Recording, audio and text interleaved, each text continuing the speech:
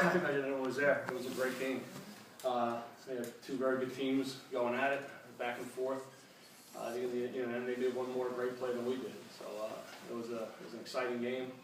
I couldn't be more proud of our guys. The season they've had last several years, but particularly this season, and they fought right to the very end. And Wesley made a great play to win the game.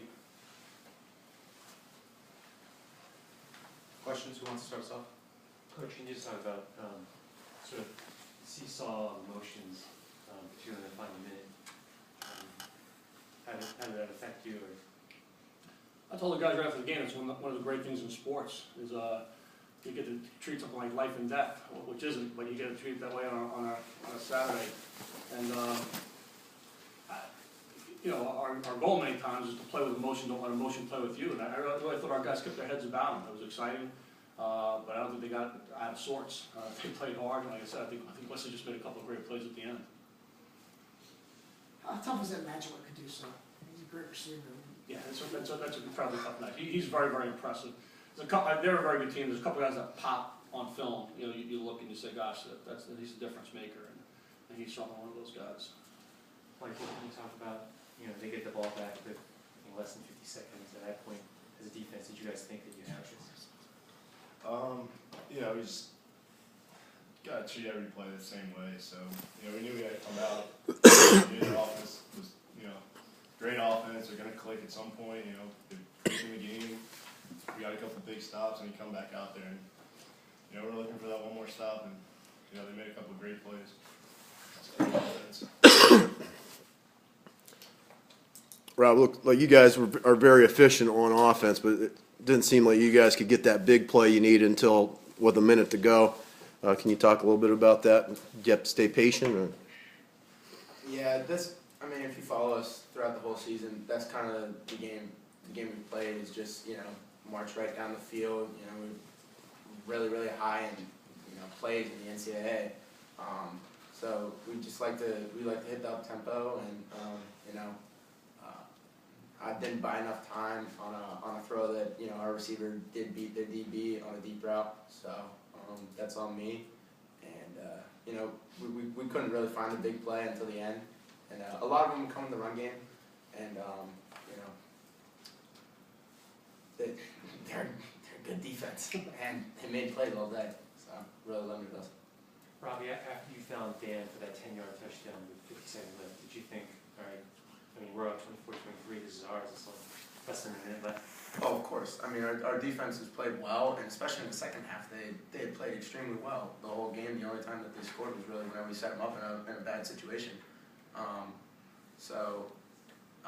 I thought our defense could take care of it, but Wesley has an extremely good offense, and they made plays when it mattered.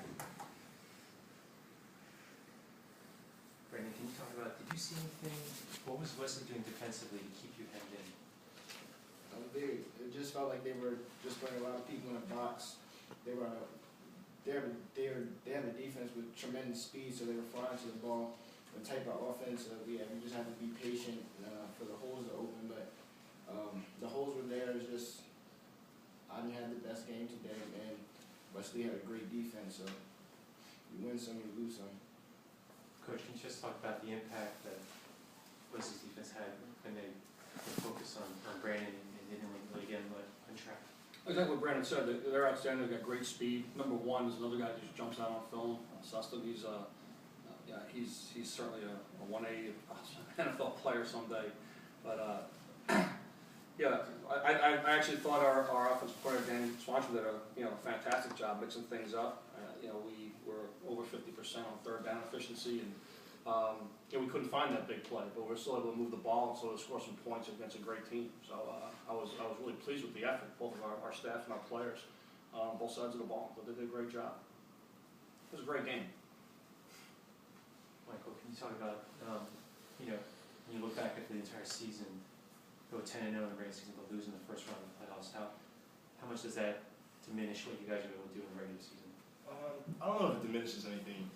We come in every year with the same goal, you're going to play one game at a time, win one game at a time in this case, and, want to win the conference championship. We did that, So then you get to the playoffs, and there's 32 teams left, and everybody's good. beat some good teams to make a run. You know, great game out there today. Two good teams going at it.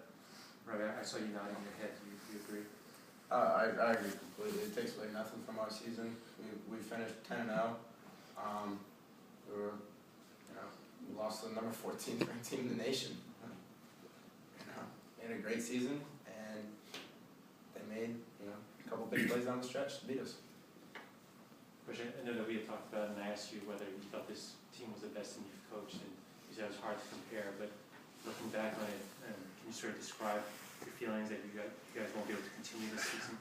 Yeah, it's not that it's hard to compare. I don't compare teams. I'm looking at, I'm already, when we leave here, I'll be thinking about next year already. So our guys understand that. And again, just what Robbie said and what Micheal said, our goal each year is to, we try to concentrate on one game at a time, obviously. It's very cliche.